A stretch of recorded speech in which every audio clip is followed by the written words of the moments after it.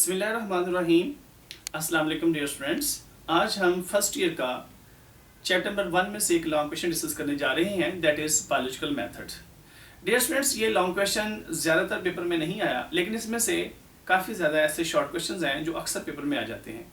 तो ये देखते हैं, इसको हम लॉन्ग क्वेश्चन के तौर पर डिस्कस करते हैं और साथ में हम देखते हैं कि इसमें कौन कौन से इंपॉर्टेंट शॉर्ट क्वेश्चन हैं। तो बायोलॉजिकल मेथड खुद भी एक शॉर्ट क्वेश्चन है, तो आइए देखते हैं कि बायोलॉजिकल मेथड क्या है। Dear students, it is a kind of scientific method that is used to identify and solve a biological problem. तो ये एक ऐसा मेथड है जिसमें हम किसी बायोलॉजिकल प्रॉब्लम को आइडेंटिफाई करते हैं और उसको सॉल्व भी करते हैं। और बायोलॉजिकल प्रॉब्लम क्या है?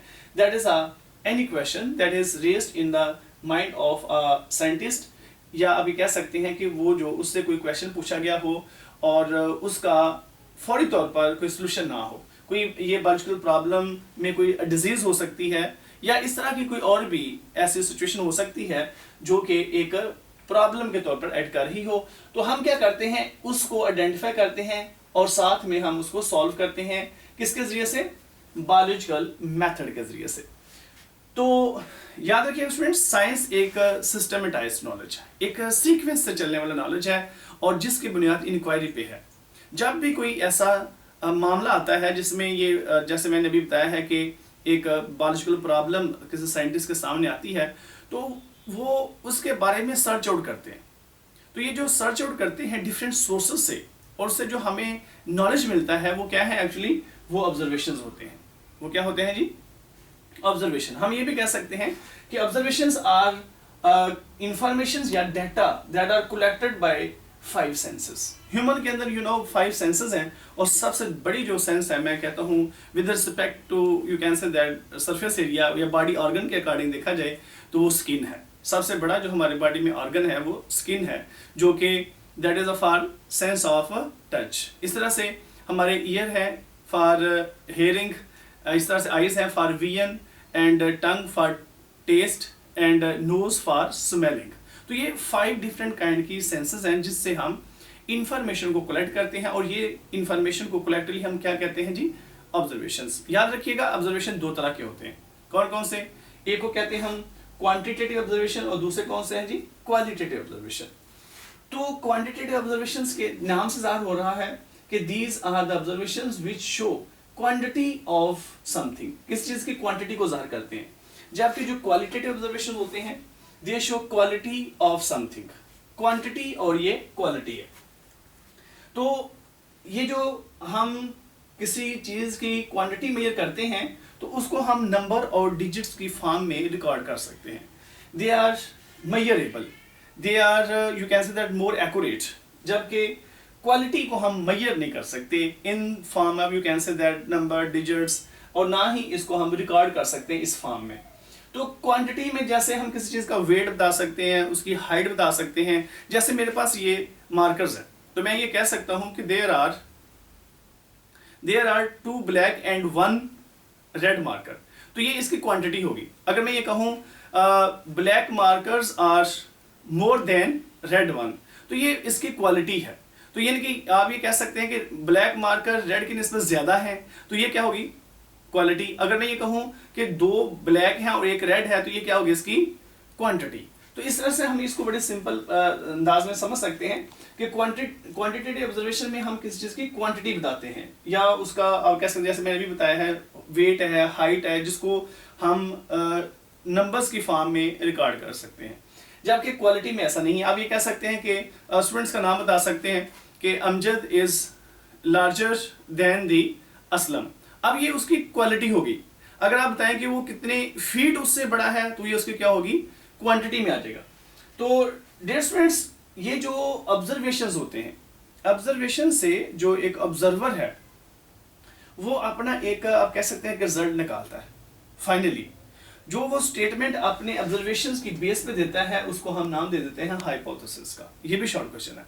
तो व्हाट इज हाइपोथेसिस? हम कहते हैं कि एक statement that is given by an observer on the basis of collected data या इंफॉर्मेशन, या उसका जो एक्सपीरियंस है, जो उसके पास नॉलेज है, उसकी बेस पे जो एक स्टेटमेंट देगा उसको हम हाइपोथेसिस का नाम देंगे। तो आइए देखते हैं हाइपोथेसिस को हम फार्मुलेट कैसे करते हैं। आपकी बुक में एक बात लिखी है कि hypothesis is a tentative explanation of observation, यानी कि ये एक ऐसी एक्सप्लेनेशन है जो आर्जी है और इसके ऊपर अभी कुछ साइंटिफिक एक्सपेरिमेंट नहीं लगा।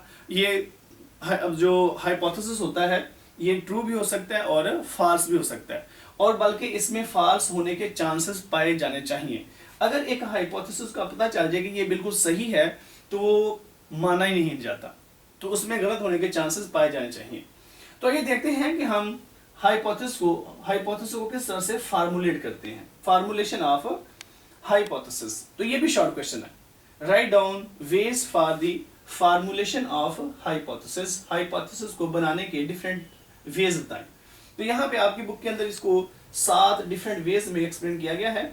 The first one that is deductive reasoning, second one that is inductive reasoning, third intuition और imaginations, religious or philosophical ideas, fifth one that is comparison and analogy, sixth one that is aesthetic preference, seventh that is the discovery of one thing while looking some other thing। तो आइए देखते हैं इनको one by one देखते हैं। जो पहला short question है इसमें, that is the difference between deductive reasoning and inductive reasoning। it is important short question once again। तो क्या डिफरेंस होता है डिडक्टिव रीजनिंग में और इंडक्टिव रीजनिंग में? तो डियर स्टूडेंट्स याद रखिएगा, जो डिडक्टिव रीजनिंग है इसमें कोई भी साइंटिस्ट, कोई ऑब्जर्वर किसी जर्नल से स्पेसिफिक कंक्लूजन की तरफ चलता है। यानी कि हम ये कह सकते हैं कि an observer moves from general to specific conclusions, observations, या you can say that assumptions और प्रिंसिपल्स। आपने कोई पहले जनरल बात करनी है, उससे कोई आपने खास रिजल्ट निकालने हैं। इसका एक लॉजिक है इफ एंड देन। तो आइए इसके चंद एक एग्जांपल जो आपकी बुक में लिखी हुई है, कहता है कि जनरल बात करेंगे आपके all birds they have wings, ये एक आपने जनरल बात की है। तो अगर तमाम बर्ड्स के विंग्स हैं then sparrow is a bird, it has also wings. तो पहले आपने तमाम बर्ड्स की बात कर ली, all birds have wings, then yeah, if all birds have wings, sparrow is a bird, then it also has wings। तो पहले आपने तमाम बर्ड्स की बात कर ली, फिर तमाम बर्ड्स में से आपने एक को स्पेसिफाई कर दिया। इस तरह से आप और भी बेशुमार एग्जांपल दे सकते हैं। ऑल हर्बीवोर्स, या if all herbivores they feed on plants, then goat is a herbivore and feed on plants. तो आपने तमाम मतलब पहले हर्बीवोर की बात कर ली, फिर आपने उनमें से एक गोट को स्पेसिफाई कर लिया। तो हम इसमें क्या करते हैं, जनरल टू स्पेसिफिक मूव करते हैं। जो दूसरा इसका सेकंड वे है that is a inductive reasoning. Inductive reasoning क्या है, हम जनरल से स्पेसिफिक से जनरल की तरफ आते हैं। तो यहाँ पे हमने डिस्कस किया था जनरल टू स्पेसिफिक, यहाँ पे स्पेसिफिक टू जनरल आएंगे। तो पहले हम चीज को स्पेसिफिक चीज को लेते हैं, उससे हम जनरल हाइपोथेसिस बनाते हैं। जैसे इसकी दोबारा से हम वही एग्जांपल ले लेते हैं बर्ड्स वाली, कि sparrow is a bird and has wings. तो ये एक हमने स्पेसिफिक बात कर दी। फिर हम बात करेंगे कि बर्ड्स के बाकी नाम लें, जैसे क्रो है, जैसे पिजन है, ईगल है, हॉक है, they are also bird and then have wings. तो पहले हमने बात कर ली स्पैरो की, कि स्पैरो एक बर्ड है, इसके विंग्स होते हैं। फिर हम बेशुमार बर्ड्स के नाम बताते हैं कि ये भी बर्ड्स हैं और इनके भी विंग्स होंगे। तो इस तरह से हम यहाँ पे स्पेसिफिक से जनरल की तरफ आते हैं। तो ये एक इंपॉर्टेंट शॉर्ट क्वेश्चन था, difference between deductive reasoning and inductive reasoning. The next one that is intuition और इमेजिनेशन। तो डियर स्टूडेंट्स, ये जो तखयलात होते हैं, ख्यालात होते हैं, उनकी बेस पे भी जो साइंटिस्ट हैं वो अपने हाइपोथेसिस बनाते हैं। The next one that is a religious or philosophical ideas। अब रिलीजियस बेस पे भी बेशुमार हाइपोथेसिस बनाए गए हैं और लोग उनको फॉलो भी करते हैं।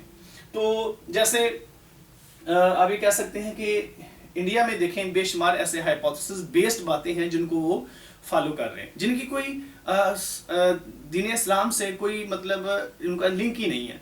बेशुमार वो खुदाओं को पूछते हैं, वो जस्ट उनके जो फिलासफर्स हैं, उनके जो बड़े हैं, लीडर्स हैं, जो दीनी उनके आप कह सकते हैं कि स्कॉलर्स हैं, वो उनको कोई ना कोई हाइपोथेसिस दे देते हैं और लोग उनको फॉलो करने लग जाते हैं। हालांकि इसकी कोई साइंटिफिक दलील नहीं है कोई, आप ये कह सकते हैं कि दीन इस्लाम से इनका कोई तल्लुक नहीं होता, फिर भी वो इनको मानने लग जाते हैं। तो ये है रिलीजियस बेस पे बेशुमार हाइपोथेसिस बना लेना खुद से, मनगढ़ी बातें इसको कह सकते हैं। तो नेक्स्ट है जी कंपैरिजन एंड एनालॉजी। अब कंपैरिजन एंड एनालॉजी में क्या कहते हैं हम, एक टर्म इस्तेमाल की जाती है होमोलॉजी, होमोलॉजी, और यहां पे जो लिखा गया है वो है एनालॉजी। होमोलॉजी क्या है? होमोलॉजी हम कहते हैं कि जब हम किसी स्ट्रक्चर के दरमियान जो उनकी सिमिलर स्ट्रक्चर के बारे में डिस्कस कर रहे होते हैं, उनका डिफरेंट स्ट्रक्चर के दरमियान जो सिमिलर रिलेशंस हैं उनको डिस्कस कर रहे होते हैं, तो वो क्या है, होमोलॉजी है। नो डाउट कि उनके जो फंक्शंस हैं वो डिफरेंट होते हैं। तो ऐसे ऑर्गन्स को, ऐसे स्ट्रक्चर को हम कहते हैं होमोलोगस ऑर्गन्स या स्ट्रक्चर्स। होमोलोगस यानी कि ऐसे ऑर्गन या ऐसे स्ट्रक्चर्स जो अपने अपीयरेंस में या स्ट्रक्चर में एक जैसे हों, उनको हम कहते हैं होमोलोगस। नो डाउट कि उनमें उनके फंक्शन डिफरेंट होंगे, और इसकी स्टडी को कहते हैं हम होमोलॉजी। होमोलोगस ऑर्गन्स क्या है, होमोलोगस स्ट्रक्चर्स क्या है? दैट स्ट्रक्चर्स जो कि अपने स्ट्रक्चर में अपने अपेरेंटली वो सिमिलर होंगे, लेकिन उनके फंक्शन जो है वो डिफरेंट होंगे, ऐसे ऑर्गन्स को हम होमोलोगस ऑर्गन्स का नाम देते हैं।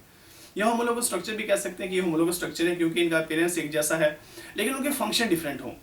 मसलन जैसे हमारी ये फीमर है, अब ये ह्यूमरस है, ये जो हमारी ह्यूमरस है ये और बर्ड्स की ह्यूमरस दोनों आपस में स्ट्रक्चर में सिमिलर हैं। अब ये सिमिलर होने की वजह से हम इन दोनों को क्या कह सकते हैं कि ये होमोलोगस हैं, लेकिन इनके फंक्शन डिफरेंट है, तो लिहाजा इसको हम इसी कैटेगरी में लेंगे, किसमें, होमोलोगस में। और इसकी स्टडी को क्या कहेंगे हम, होमोलॉजी। जबकि एनालॉजी क्या है, एनालॉजी में हम क्या देखते हैं जी कि ऐसे स्ट्रक्चर्स, ऐसे ऑर्गन्स जो कि अपीरेंटली डिफरेंट है, डिफरेंट इन स्ट्रक्चर में डिफरेंट है, लेकिन क्या होंगे, सिमिलर इन फंक्शंस, फंक्शन में वो एक जैसे होंगे। तो ऐसे स्ट्रक्चर को हम क्या नाम देते हैं जी, एनालॉजी। ऐसे स्ट्रक्चर को हम कहते हैं एनालोगस ऑर्गन्स, एनालोगस ऑर्गन्स कहते हैं, और उनकी स्टडी को हम कहते हैं एनालॉजी। तो ये हम स्टूडेंट्स कंपैरिजन कर रहे हैं। यहाँ पे अगर हम होमोलॉजी देखें, होमोलॉजी में क्या कर रहे हैं हम कि बर्ड्स का और ह्यूमन का हमने कंपैरिजन किया है। हमने देखा कि जो ह्यूमन की ह्यूमरस है वो और बर्ड की जो ह्यूमरस है वो स्ट्रक्चर में एक जैसी है। इससे हम एक हाइपोथेसिस बना सकते हैं क्या, कि दोनों का ओरिजिन कॉमन है। तो ये हम बात पढ़ते हैं कि बर्ड्स का और मैमल का जो ओरिजिन है वो कॉमन है, वो क्या है, रेप्टाइल्स है। इस तरह से हम ये जो हमने अभी डिस्कस किया है एनालॉजी में हम क्या करते हैं कि डिफरेंट ऑर्गन्स के हम देखते हैं कि वो स्ट्रक्चर में किस तरह से डिफरेंट है और उनके फंक्शन कैसे रिलेट करते हैं, ये भी हम कंपैरिजन करते हैं। और इस कंपैरिजन से हम क्या बना सकते हैं, नया हाइपोथेसिस बना सकते हैं। इसके आप एग्जांपल लिख सकते हैं, जैसे जो बर्ड्स के विंग्स हैं और इंसेक्ट के विंग्स हैं, दोनों स्ट्रक्चर में डिफरेंट है लेकिन उनका फंक्शन एक ही है, क्या, फ्लाइंग। तो इससे हमें उनके स्ट्रक्चर एक जैसे नहीं है, जिससे हम ये एक हाइपोथेसिस बना सकते हैं कि दोनों का ओरिजिन कॉमन नहीं है। हम ये कह सकते हैं कि दोनों के इंसेस्टर अलग अलग है। तो ये एक हमारे पास वे है for the formulation of a hypothesis. The next one that is aesthetic preference. हम इस बेस पे भी हाइपोथेसिस बना सकते हैं कि कोई चीज़ किसी को किस तरह से वो इंटरेस्ट में मतलब उसके आती है, यानी कि ये है field of interest. Aesthetic preference यानी कि उसकी ब्यूटी की बेस पे है या उसके फील्ड ऑफ इंटरेस्ट की बेस पे है। एक आदमी है वो फिशरीज के ऊपर रिसर्च करता है, तो वो अगर किसी एक फिश पे रिसर्च करने के बाद किसी फाइनल रिजल्ट पे पहुंचता है तो वो बाकी फिशेस के बारे में भी कोई हाइपोथेसिस बना सकता है। नो डाउट वो गलत भी हो सकता है। The next one that is discovery of something while looking some other thing. तो ऐसा भी होता है कि कुछ साइंटिस्ट कोई और चीज़ की तलाश में है लेकिन उसको कोई नई चीज़ मिल जाती है, तो इस तरह से भी हम हाइपोथेसिस बना सकते हैं। तो हाइपोथेसिस का एक वे ये भी है कि हम चीज़ कोई और सर्च कर रहे हैं लेकिन हमें जो रिजल्ट्स हैं वो जो हम सर्च कर रहे थे वो मिली है या नहीं मिली वो एक अलग इशू है, लेकिन उसके साथ साथ हमें और भी बेशुमार चीज़ें मिल रही हैं, हम उसके बारे में नए नए हाइपोथेसिस दे सकते हैं। तो these are the different ways for the formulation of a hypothesis. तो आइए स्टूडेंट्स इस टॉपिक का हम लास्ट शॉर्ट क्वेश्चन डिस्कस करते हैं, that is that is a difference between law and theory. तो जब कोई साइंटिस्ट हाइपोथेसिस बना लेता है उसी चीज़ के बारे में डिफरेंट वे से, तो उसको फिर एक्सपेरिमेंटली टेस्ट किया जाता है। अगर तो वो एक्सपेरिमेंटली सही साबित हो जाए तो, और उसको साइंटिस्ट से काफ़ी ज़्यादा सपोर्ट भी मिले, तो इससे साइंटिस्ट का कॉन्फिडेंस बढ़ता है और वो मज़ीद इस तरह के हाइपोथेसिस को ऐड करता है। तो जब ये डिफरेंट काइंड्स के जो हाइपोथेसिस बनते हैं, अगर ये प्रूव हो जाए experimentally, then it becomes a theory. तो देखते हैं, व्हेन डिफरेंट हाइपोथेसिस या series of hypothesis they are experimentally proved, जब कोई हाइपोथेसिस उसको सपोर्ट मिले, कैसे सपोर्ट मिले? By the results of many tests, then it becomes a theory और थ्योरी, ये थ्योरी बन जाती है। तो मैंने पहले बताया कि हाइपोथेसिस को क्या किया जाता है जी? एक्सपेरिमेंटली टेस्ट किया जाता है, और अगर वो एक जैसे रिजल्ट दे रही हो तो उससे साइंटिस्ट का कॉन्फिडेंस बढ़ता है, और जब वो बार बार टेस्ट करने पे रिजल्ट्स एक जैसे दे रही हो तो साइंटिस्ट उसको एक थ्योरी मान लेते हैं। अब एक किसी चीज के बारे में जो साइंटिस्ट ने डिफरेंट हाइपोथेसिस बनाए थे, अगर उनमें से कोई एक भी हाइपोथेसिस गलत हो जाए तो थ्योरी जो ना वो रिजेक्ट हो जाती है। तो इस वजह से जितने भी उस थ्योरी के बारे में हाइपोथेसिस बनाए जाते हैं वो सारे के सारे ट्रू होने चाहिए, फिर वो थ्योरी स्टेबल रहती है। तो थ्योरी याद रखिएगा स्टूडेंट्स, दो तरह की होती है। It may be productive theory और it may be predictive theory. Productive theory क्या होती है? जिसमें से हम नए और डिफरेंट टाइप्स के जो मतलब हाइपोथेसिस बना सकते हैं। तो एक थ्योरी से हम बेशुमार डिफरेंट हाइपोथेसिस बना रहे हैं और वो हाइपोथेसिस सही होने चाहिए, उसको क्या कहते हैं हम? Productive theory. और प्रिडिक्टिव थ्योरी वो होती है जो किसी हाइपोथेसिस को वेल एक्सप्लेन कर सके, जिसके अंदर काफी ज्यादा एबिलिटी या पावर होती है कि वो हाइपोथेसिस को एक्सप्लेन कर सके, उसको हम क्या कहते हैं? Predictive theory. तो डियर स्टूडेंट्स, आप थ्योरी की बेशुमार एग्जांपल दे सकते हैं बायोलॉजी में, जैसे सेल थ्योरी है, प्रेशर फ्लो थ्योरी है, कोहेजन टेंशन थ्योरी है। The next one that is a scientific law. It is also very important short question. अगर थ्योरी सर्वाइव कर जाए, इनके आपने देखा कि डिफरेंट हाइपोथेसिस जो थ्योरी के थे वो सारे के सारे सही साबित हुए हैं, तो इसका मतलब क्या है कि वो थ्योरी बिल्कुल 100% सही साबित होगी। अगर कोई उसमें से हाइपोथेसिस गलत साबित हो जाता है तो थ्योरी आगे नहीं चलती। तो अगर कोई मतलब थ्योरी सही साबित हो, डिफरेंट साइंटिस्ट उसको चेक करें और वो सही साबित हो, तो उसको क्या कहते हैं? हम साइंटिफिक लॉ कहते हैं। तो याद रखिएगा कि थ्योरी में भी गलत होने के चांसेस पाए जाते हैं। तो जो साइंटिस्ट होते हैं वो थ्योरी को एज अ चैलेंज लेते हैं और वो उसको गलत साबित करने की कोशिश करते हैं। तो अगर वो गलत साबित ना हो और वो सर्वाइव कर जाए, if a theory survives and continues to be supported by experimental evidences, यानी कि उसके ऊपर भी एक्सपेरिमेंट लगे और वो गलत साबित ना हो, तो फिर वो थ्योरी को हम क्या कहते हैं कि ये लॉ बन गया। तो इसका मतलब ये है कि थ्योरी भी एक डाउटफुल अप्रोच है। आपकी बुक में एक वर्ड लिखा है स्केप्टिबल, जिसका मतलब है डाउटफुल, यानी कि थ्योरी भी एक डाउटफुल अप्रोच है। और ये सही साबित कब होगी? जब इस पे डिफरेंट साइंटिस्ट वर्क करेंगे और उसको एक्सपेरिमेंटली उसका सबूत देंगे कि ये बिल्कुल सही है, then it becomes a law. तो याद रखिएगा स्टूडेंट्स, लॉ जो है it is uniform and constant facts of nature, यानी कि पूरी दुनिया में ये ऐसा ही माना जाएगा। ऐसा नहीं है कि जहाँ पे ये प्रूव हुआ है वहां पे सही साबित होगा, किसी और जगह पे जाएंगे तो वो गलत साबित हो जाए, ऐसा नहीं। तो ये नेचर के हक़ाइक़ को बयान करता है। हम ये कहते हैं कि इट इज अ इरफ्यूटेबल थ्योरी, यानी कि ये एक ऐसी थ्योरी है जिसको रिजेक्ट नहीं किया गया। तो ये यूनिफॉर्म और कांस्टेंट फैक्ट्स होते हैं नेचर के, जिसको हम कहते हैं साइंटिफिक लॉ। तो जो बायोलॉजी है, you know, it is elusive in nature और इसमें लॉज की कमी है, इसमें लॉज कम होते हैं। ये बायोलॉजिकल साइंस एक वह ऐसा सब्जेक्ट है साइंस का जिसमें लॉज कम है। तो हम साइंटिफिक लॉ के चंद एक एग्जांपल यहाँ पे मेंशन कर सकते हैं, जैसे हार्डी विनबर्ग लॉ, जैसे laws of inheritance, law of segregation and law of independent assortment. तो अगर आपको ये शॉर्ट क्वेश्चन आए तो दोनों में आप डिफरेंस लिख सकते हैं और साथ में इनकी एग्जांपल भी लिख सकते हैं। तो डियर स्टूडेंट्स, बहुत शुक्रिया, अपना बहुत ख्याल रखिएगा। अल्लाह हाफिज़।